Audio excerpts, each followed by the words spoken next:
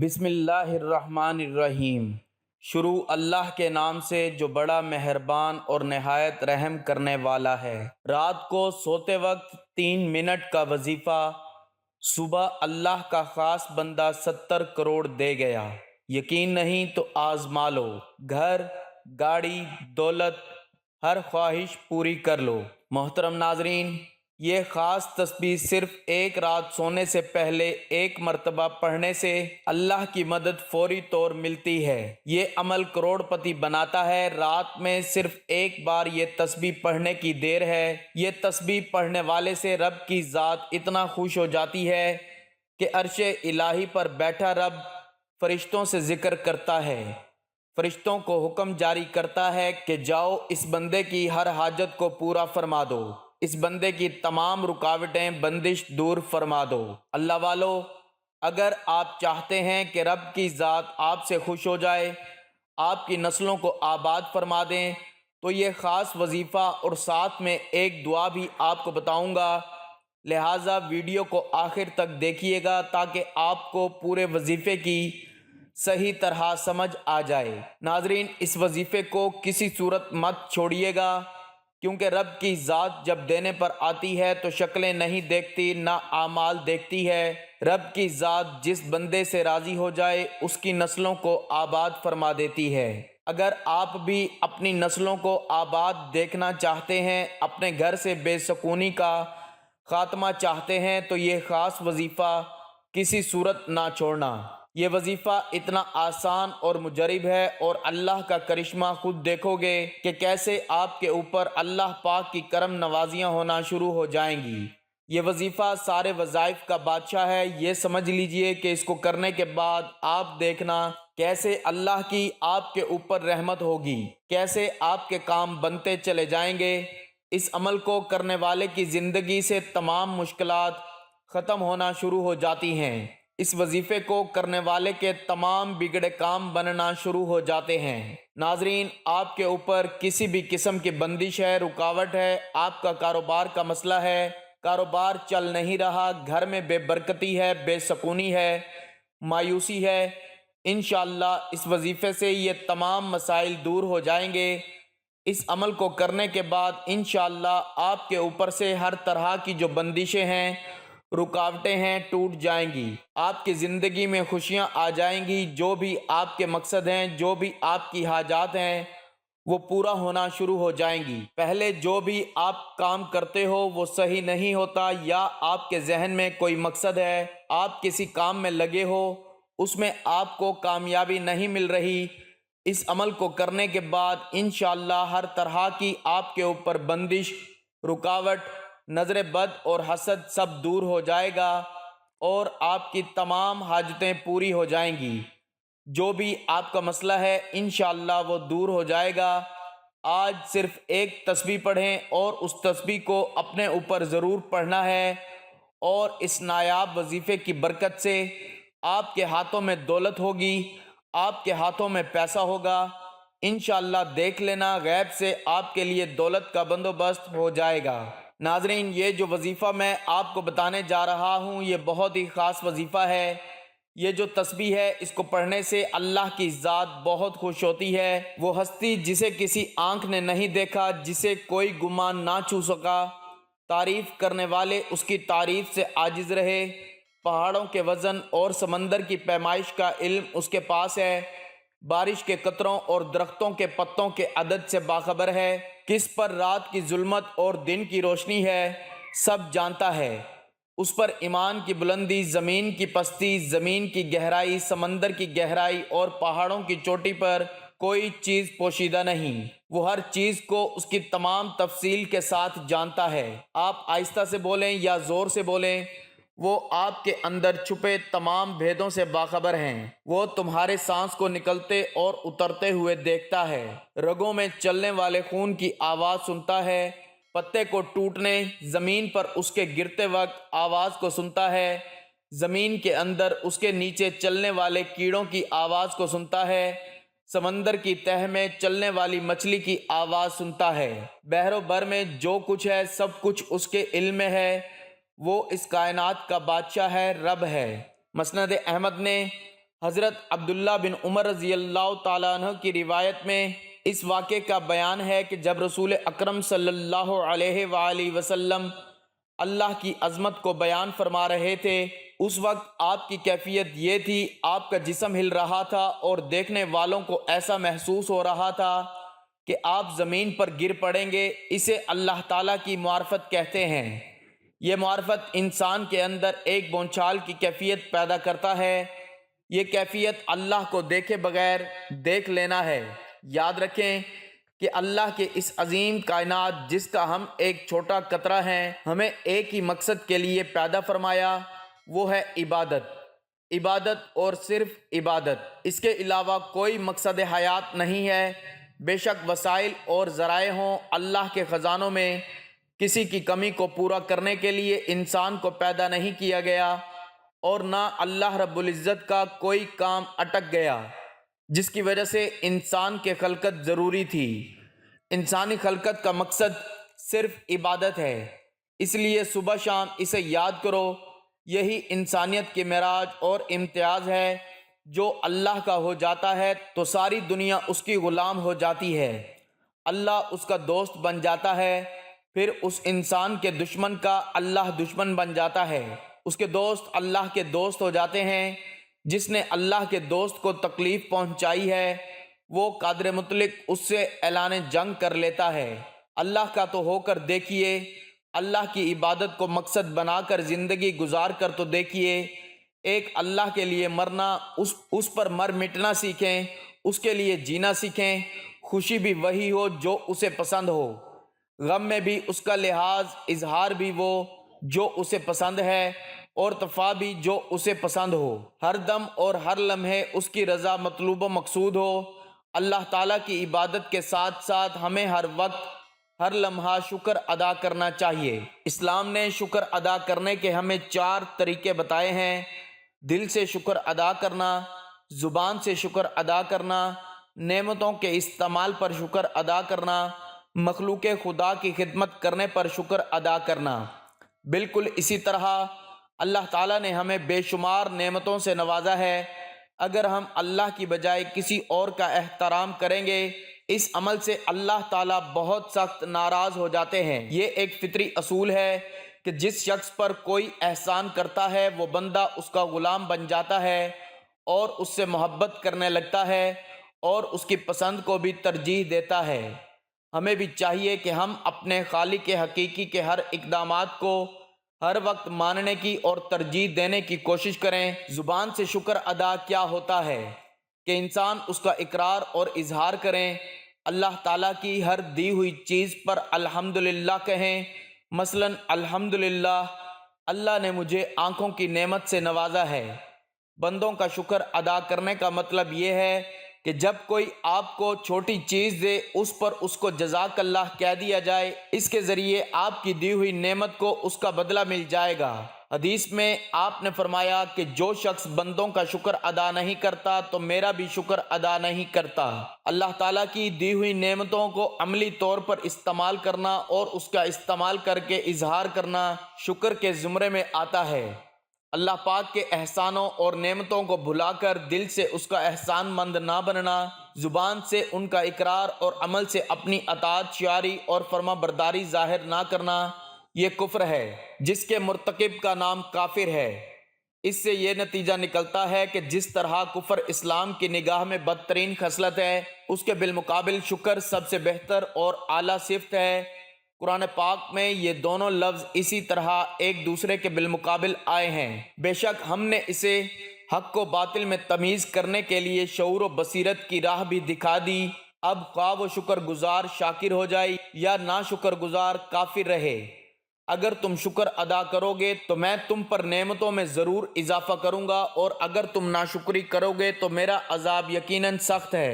اس تقابل سے معلوم ہوا کہ اگر کفر اللہ تعالیٰ کے احسانوں اور نعمتوں کی ناقدری کر کے اس کی نافرمانی کو کہتے ہیں تو اس کے مقابلہ میں شکر کی حقیقت یہ ہوگی کہ اللہ تعالیٰ کے احسانات اور نعمتوں کی قدر جان کر اس کے احکام کی اطاعت اور دل سے فرما برداری کی جائے۔ اللہ تعالیٰ کی نعمتوں اور احسانوں کی شکر گزاری یہ ہے کہ دین کی راہ اختیار کی جائے، احکام الہی کی پیروی کی جائے اور شرک سے پرہیز کیا جائے، اس کا نتیجہ یہ ہوگا کہ خدا ہم کو قبول فرمائے گا اور ہر علم و عمل میں ہم کو سیدھی راہ دکھائے گا۔ اس تفصیل سے پتہ چلا کہ شکر ایمان کی جڑ، دین کی اصل اور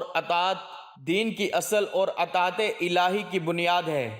یہی وہ جذبہ ہے جس کی بنا پر بندہ کے دل میں اللہ تعالیٰ کی قدر و عظمت اور محبت پیدا ہونی چاہیے، اور اسی قدر و عظمت اور محبت کے قولی و عملی اظہار کا نام شکر ہے۔ اللہ تعالیٰ اپنے بندوں سے صرف دو باتیں چاہتا ہے، شکر اور ایمان۔ ایمان کی حقیقت تو معلوم ہے، اب رہا شکر، تو شریعت میں جو کچھ ہے وہ شکر کے دائرہ میں داخل ہے۔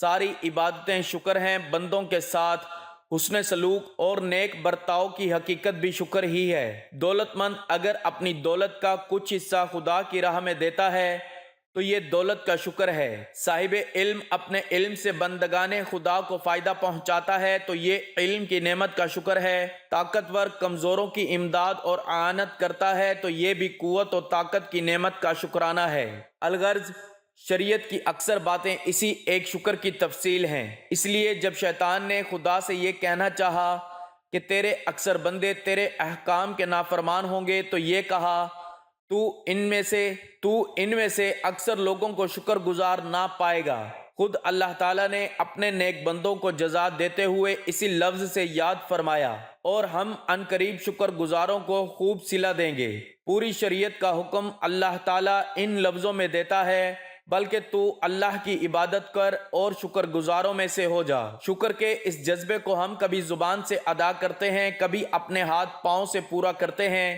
کبھی اس کا بدلہ دے کر اس قرض کو اتارتے ہیں۔ زبان سے اس فرض کے ادا کرنے کا نام اللہ تعالیٰ کے تعلق سے قرآن کی اصطلاح میں حمد ہے، جس کے مطالبہ سے پورا قرآن مامور ہے، اور یہی سبب ہے کہ حمد الہی میں اللہ تعالیٰ کے ان صفات کاملہ کا ذکر ہوتا ہے جو ان احسانوں اور نعمتوں کی پہلی اور اصلی محرک ہیں۔ اور اس لیے یہ کہنا چاہیے کہ جس طرح سارے قرآن کا نچوڑ سورہ فاتحہ ہے، سورہ فاتحہ کا نچوڑ خدا کی حمد ہے، اسی بنا پر قرآن پاک کا آغاز الحمدللہ سے ہے۔ آپ جانتے ہیں الحمدللہ کی ابتدا اس آیت سے ہوتی ہے۔ ترجمہ: سب تعریفیں اللہ ہی کے لیے ہیں جو تمام جہانوں کی پرورش فرمانے والا ہے۔ جہاں اور جہاں جو کچھ رنگ برنگ کی مخلوقات اور عجائبات ہیں، سب کی پرورش اور زندگی کی بقا اسی کے لیے تو دنیا کے نرنگ قدرت کا آغاز ہے۔ لیکن دنیا جب اپنی تمام منازل حیات کو طے کر کے فنا ہو جائے گی اور یہ موجودہ زمین اور آسمان اپنا فرض ادا کر کے نئی زمین اور نئے آسمان کی صورت میں ظاہر ہو جائیں گے، پہلی دنیا کے عمل کے مطابق ہر شخص اس دوسری دنیا میں اپنی زندگی پا جائے گا، یعنی نیک اپنی نیکی کی جزا اور بد اپنی بدی کا سزا پا چکیں گے، اور اہل جنت جنت میں اور اہل دوزخ دوزخ میں جا چکیں گے۔ یہ وقت وہ ہوگا جب دنیا اپنے اس یادورہ کو پورا کر چکی ہوگی جس کے لیے خدا نے اس کو بنایا تھا۔ اس وقت عالم امکان کے ہر گوشہ سے یہ سریلی آواز بلند ہوگی، کل حمد اللہ ہی کے لائق ہے جو تمام جہانوں کا پروردگار ہے۔ حمد کا ترانہ موجودہ دنیا کے ایک ایک ذرہ سے آج بھی بلند ہے، اور ساری تعریفیں آسمانوں اور زمین میں اسی کے لیے ہیں۔ فرشتے بھی اسی حمد میں مشغول ہیں۔ جو فرشتے عرش کو اٹھائے ہوئے ہیں اور جو اس کے ارد گرد ہیں، وہ سب اپنے رب کی حمد کے ساتھ تسبیح کرتے ہیں۔ ساتوں آسمان اور زمین اور وہ سارے موجودات جو ان میں ہیں اللہ کی تسبیح کرتے رہتے ہیں، اور جملہ کائنات میں کوئی بھی چیز ایسی نہیں جو اس کی حمد کے ساتھ تسبیح نہ کرتی ہو۔ یہی شکرانہ کی حمد و تسبیح ہے جس کا مطالبہ انسانوں سے ہے۔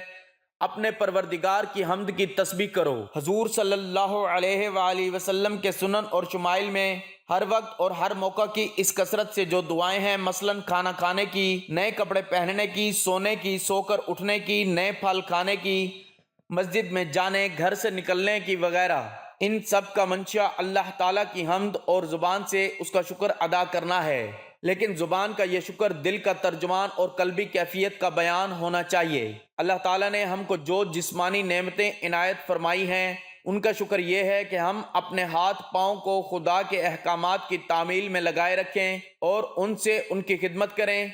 جو اس جسمانی نعمت کے کسی جز سے محروم ہیں، مثلاً جو اپاہج اور معذور ہوں، بیمار ہوں، کسی جسمانی قوت سے محروم ہوں یا کسی عضو سے بیکار ہوں۔ مالی نعمتوں کا شکر یہ ہے کہ جو اس نعمت سے بے نصیب ہوں ان کو اس میں سے حصہ دیا جائے، بھوکوں کو کھانا کھلایا جائے، پیاسوں کو پانی پلایا جائے، ننگوں کو کپڑا پہنایا جائے وغیرہ۔ قرآن پاک کی مختلف آیتوں میں مختلف نعمتوں کے ذکر کے بعد شکر الہی کا مطالبہ کیا گیا ہے، اس لیے ہر آیت میں اس شکر کے ادا کرنے کی نوعیت اسی نعمت کے مناسب ہوگی۔ مثلاً ایک جگہ ارشاد ہے، وہ اللہ کہ آسمانوں اور زمین کی بادشاہت اسی کے لیے ہے، اور جس نے نہ اپنے لیے کوئی اولاد بنائی اور نہ بادشاہی میں اس کا کوئی شریک ہے۔ شکر کے باب میں ایک بڑی غلط فہمی یہ ہے کہ لوگ یہ سمجھتے ہیں کہ ہم نے زبان سے الحمدللہ پڑھ دیا تو مالک کا شکر ادا ہو گیا۔ الحمدللہ پڑھنا بے شک بہت اچھا ہے، لیکن شکر دراصل دل کے اس لطیف احسان کا نام ہے جس کے سبب ہم اپنے محسن سے محبت رکھتے ہیں، ہر موقع پر اس کے احسان کا اعتراف کرتے ہیں اور اس کے لیے سراپا سپاس بنتے ہیں اور کوشش کرتے ہیں کہ ہم اس کو خوش رکھ سکیں اور اس کی فرمائشوں کو پورا کرتے رہیں۔ اگر ہم صرف زبان سے شکر کا لفظ ادا کریں لیکن دل میں احسان مندی اور منت پذیری کا کوئی اثر اور کیفیت نہ ہو اور اس کے مطابق ہمارا عمل نہ ہو تو ہم اس محسن کی احسان مندی کے اظہار میں جھوٹے سہارے جی رہے ہیں اور نکھر رہے ہیں، اس لیے حمد اسی ایک کی ہے۔ حضرت انس بن مالک رضی اللہ تعالیٰ عنہ روایت فرماتے ہیں، حضور اکرم صلی اللہ علیہ وآلہ وسلم نے ارشاد فرمایا، اللہ تعالیٰ نے جس بندے کو اپنی نعمت عطا فرمائی اور اس نے الحمدللہ کہا تو یہ حمد اس نعمت سے افضل ہوگی، یعنی اللہ تبارک و تعالیٰ کی حمد و توصیف کی توفیق نصیب ہو جائے تو اس حمد کے سامنے دنیا و مافیہ کی باقی نعمتیں ہیچ ہیں، کیونکہ یہ سب فانی ہیں اور اللہ رب العزت کا نام اور اس کا ذکر باقی ہے۔ حضرت انس رضی اللہ تعالیٰ عنہ روایت کرتے ہیں کہ نبی کریم صلی اللہ علیہ وآلہ وسلم نے ارشاد فرمایا، اگر تمام دنیا بھی میری امت کے کسی فرد کے پاس ہو پھر وہ الحمدللہ کہتے ہیں تو یہ تعریف الحمدللہ اس تمام دنیا سے افضل ہوگی۔ حضرت جابر بن عبداللہ رضی اللہ تعالیٰ عنہ روایت کرتے ہیں، حضور آقائے نامدار صلی اللہ علیہ وآلہ وسلم فرماتے ہیں، اللہ تعالیٰ نے اپنے کسی بندے پر نعمت کی اور اس نے الحمدللہ کہا تو اس نے نعمت کا شکر ادا کر دیا، اور اگر دوسری بار الحمدللہ کہا تو اللہ تعالیٰ اسے نیا ثواب عطا فرمائے گا، اور تیسری بار الحمدللہ کہا تو اللہ تبارک و تعالیٰ اس کے گناہ معاف فرما دے گا۔ حضرت ابو ہریرہ رضی اللہ تعالیٰ عنہ روایت کرتے ہیں، حضور معلم انسانیت صلی اللہ علیہ وآلہ وسلم ارشاد فرماتے ہیں، اللہ تعالیٰ جب کسی قوم کو اپنے کرم سے نوازنے کا ارادہ فرماتا ہے تو ان کی عمریں دراز کر دیتا ہے اور انہیں شکر گزاری کی تلقین الہام کر دیتا ہے۔ ایک مشہور واقعہ ہے کہ ایک صحابی آپ صلی اللہ علیہ وآلہ وسلم کے پاس آئے اور انہوں نے میلے کپڑے پہنے ہوئے تھے کہ جس پر آپ نے ناراضگی کا اظہار کرتے ہوئے فرمایا کہ جاؤ کپڑے صاف ستھرے پہن کر آؤ، کیونکہ اللہ تعالیٰ خود بھی جمیل ہے، خوبصورت اور جمال کو پسند کرتے ہیں۔ جب ہم اللہ کی دی ہوئی نعمتوں کا اپنے وجود پر اظہار کرتے ہیں اس سے اللہ تعالیٰ بہت خوش ہوتے ہیں، لیکن اگر استعمال نہ کیا جائے تو یہ بھی ایک ناشکری ہے۔ محترم ناظرین، اب اس عمل کا طریقہ کار جان لیں۔ آپ نے کون سی تسبیح کیسے پڑھنی ہے، کتنی بار پڑھنی ہے، آپ اچھے طریقے سے جان لیں۔ آپ نے اس عمل کو پورے یقین کے ساتھ کرنا ہے، آپ کے ذہن میں کسی بھی قسم کا شک نہیں ہونا چاہیے، اپنے پورے یقین کے ساتھ کرنا ہے، خاموشی کے ساتھ کرنا ہے، پوری توجہ کے ساتھ کرنا ہے۔ وظیفے کے دوران آپ نے بولنا نہیں ہے۔ اکثر لوگ کوئی کام کر رہے ہوتے ہیں اور آپس میں گفتگو بھی کرتے ہیں، آپ نے ایسا نہیں کرنا۔ خاموشی کے ساتھ، توجہ کے ساتھ، مرد عورت بچہ بوڑھا کوئی بھی اس عمل کو کر سکتا ہے۔ اس عمل کو کہیں پر بھی بیٹھ کر کیا جا سکتا ہے۔ اس عمل کو کرنے سے انشاءاللہ آپ کو بہت زیادہ فائدہ ہوگا۔ سب سے پہلے آپ پڑھیں گے بسم اللہ الرحمن الرحیم، آپ نے صرف ایک بار پڑھنا ہے، اس کے بعد آپ نے درود شریف پڑھنا ہے۔ ثواب کی نیت سے میرے ساتھ بھی پڑھیں، اللہم صلی علی محمد وعلی آل محمد کما صلیت علی ابراہیم وعلی آل ابراہیم انک حمید مجید، اللہم بارک علی محمد وعلی آل محمد کما بارکت علی ابراہیم وعلی آل ابراہیم انک حمید مجید۔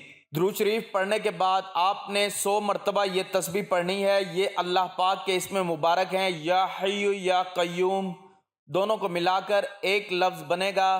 یا حی یا قیوم اس طرح پڑھیں گے تو ایک شمار ہوگا۔ یا حی یا قیوم کے بے شمار فوائد ہیں۔ یا حی یا قیوم کا وظیفہ کرنے والوں کو اللہ پاک عزت، محبت اور وقار عطا فرماتا ہے۔ اس ورد کو کرنے والے کو غموں سے نجات مل جاتی ہے اور پڑھنے والے کو سکون نصیب ہوتا ہے۔ محترم ناظرین، اللہ کے 2 نام روزانہ پڑھ لو، پھر ایسا معجزہ ہوگا، جو چاہو گے وہی ملے گا۔ اللہ کے 2 ناموں کا ایک مجموعہ ہے، اس کو اسم اعظم بھی کہا جاتا ہے۔ اکابرین کا کہنا ہے کہ کسی بھی دن میں جو بھی ان اعمال کو کر لے گا تو اللہ تعالیٰ کے حکم سے جو بھی اس کی حاجات ہوں گی، جو بھی پریشانیاں ہوں گی، جو بھی اس کے معاملات ہوں گے، اللہ کے حکم سے اس کے معاملات میں اللہ تعالیٰ رہنمائی فرمائیں گے۔ نبی کریم صلی اللہ علیہ وآلہ وسلم نے حضرت فاطمہ رضی اللہ تعالیٰ عنہ کو بھی ان ناموں کے پڑھنے کی تلقین فرمائی اور فرمایا یہ اللہ کے نام ہیں، اس کو صبح و شام ضرور پڑھ لیا کریں۔ اکابرین کا کہنا ہے اگر ان اعمال کو اسی طرح سے پڑھ لیا جائے گا تو اس میں بے شمار فائدے ذکر کیے گئے ہیں، وہ آپ کو حاصل ہوں گے۔ 2 اللہ کے نام جو یا حی یا قیوم ہیں، اس کو آپ نے پڑھنا ہے۔ کسی بھی دن کسی بھی وقت بیٹھ کر آپ نے 100 مرتبہ پڑھنا ہے۔ آپ نے 100 مرتبہ پڑھنا ہے۔ یا حی یا قیوم کے حوالے سے فرمایا جاتا ہے یہ اسم اعظم بھی ہے۔ جو بھی ایک جگہ پر بیٹھ کر اول آخر 3 مرتبہ درود پاک پڑھے گا، اس کے بعد یا حی یا قیوم پڑھے گا، اس کی فضیلت کے حوالے سے فرمایا جاتا ہے اگر وہ بیمار ہوگا تو اللہ تعالیٰ اس کو شفا نصیب فرما دے گا۔ بعض شفا ہوتی ہے کہ انسان کو تھوڑا افاقہ ہوتا ہے، لیکن شفا کامل سے مراد ہے کہ اس کو اللہ پاک مکمل شفا نصیب فرمائیں گے۔ آپ نے یا حی یا قیوم یوں پڑھ لینا ہے، چاہے تو 1 گلاس پانی کا بھر کر رکھ لیں، اس پر پھونک مار کر پی لیں اور سب گھر والوں کو پلا دیں، اور بھی زیادہ انشاءاللہ فائدہ ہوگا۔ جو بھی اس کو 1000 مرتبہ پڑھے گا انشاءاللہ، بیمار پڑھ کر پیے گا تو بیماری کو شفا ہو جائے گی۔ خود پیے گا تو اس کی عمر دراز فرمائیں گے، خود پیے گا تو اللہ اس کی عمر دراز فرمائیں گے، قوت روحانی اس میں اللہ تعالیٰ زیادہ فرمائیں گے۔ اگر کوئی سخت حاجت کے موقع پر پڑھے گا تو اس کو چاہیے کہ ایک مقررہ وقت پر پڑھ کر اول آخر درود پاک پڑھنے کے بعد 1000 مرتبہ پڑھیں، اللہ پاک سے اپنی حاجت کو طلب کریں، انشاءاللہ اللہ پاک اس کی حاجت کو پورا فرما دے گا۔ اگر آپ کا کوئی بھی وظیفہ آپ کے کام نہیں آ رہا تو یہ عمل لازمی کر کے دیکھ لیں، انشاءاللہ اس عمل کے بعد پتہ چلے گا کہ وظائف اثر کیسے کرتے ہیں۔ ساری زندگی عمل کرتے رہو گے اور دولت پیسے دونوں ہاتھوں سے سمیٹتے رہو گے۔ جس نے اس عمل کو کیا مال و دولت کے بے حساب بے تحاشا پایا۔ عمل کر کے دیکھیں، اس تسبیح کے بعد جو بھی آپ نے پڑھنا ہے وہ بھی بہت مجرب ہے۔ اس عمل کو کسی بھی وقت کسی بھی دن عصر کے بعد سے لے کر مغرب تک پڑھیں۔ آپ نے پڑھنا کیا ہے کہ اول آخر درود شریف کے بعد 31 مرتبہ حسبنا اللہ ونعم الوکیل۔ آپ نے پڑھنا کیا ہے کہ اول آخر درود شریف کے بعد 21 مرتبہ حسبنا اللہ ونعم الوکیل آپ نے 21 مرتبہ پڑھنا ہے۔ محترم ناظرین، جب آپ اس عمل کو کریں گے انشاءاللہ آپ دیکھیں گے کیسے آپ کے کام بنتے چلے جائیں گے۔ جو بھی آپ کے کام اٹکے ہوئے ہیں وہ صحیح ہو جائیں گے۔ آپ کا دولت کا مسئلہ، صحت کا مسئلہ، بیماری کا مسئلہ ہے، کاروبار کا مسئلہ، جو بھی آپ کی زندگی میں مشکلات چل رہی ہیں وہ حل ہو جائیں گی۔ آپ کی زندگی میں خوشیاں ہی خوشیاں آ جائیں گی، آپ کی زندگی میں آسانیاں آ جائیں گی۔ اللہ پاک کے حکم سے یہ اسم مبارک اور اس دعا کی بہت زیادہ فضیلت، بہت زیادہ طاقت ہے۔ انشاءاللہ اس وظیفے کی برکت سے آپ کی زندگی میں آسانیاں آنا شروع ہو جائیں گی۔ لیکن آپ نے دعا بھی مانگنی ہے اللہ پاک سے کہ اے میرے اللہ، میری زندگی میں آسانی پیدا کر دے۔ اے اللہ، تو سب کا مالک ہے، سب کا بادشاہ ہے، میری مشکلات کو دور فرما، میری پریشانیاں دور فرما، میری دعائیں قبول فرما۔ جو بھی میرے اوپر بندشیں ہیں، جو بھی میرے اوپر رکاوٹیں ہیں وہ دور کر دے۔ اللہ تو ہر چیز پر قادر ہے۔ اللہ تعالیٰ سے دعا کیجئے ہمارے صغیرہ اور کبیرہ گناہ معاف فرما اور ہمیں گناہوں سے توبہ کرنے کی توفیق عطا فرما، اور جو لوگ حضرت آدم علیہ السلام سے لے کر آج تک فوت ہو چکے ہیں ان کی مغفرت فرما اور ہمیں سیدھے راستے پر چلنے کی توفیق عطا فرما۔ اور کوئی بھی وظیفہ نماز کے بغیر مکمل نہیں ہوتا۔ آپ نے 5 وقت کی نماز بھی لازمی ادا کرنی ہے اور حسب توفیق صدقہ بھی دینا ہے۔ ناظرین، گزارش ہے کہ اللہ تعالیٰ کے 99 ناموں میں سے کوئی ایک نام لکھ کر کمنٹس میں ضرور شیئر کریں۔ اللہ تعالیٰ ہم سب کا حامی و ناصر ہو، آمین، جزاک اللہ۔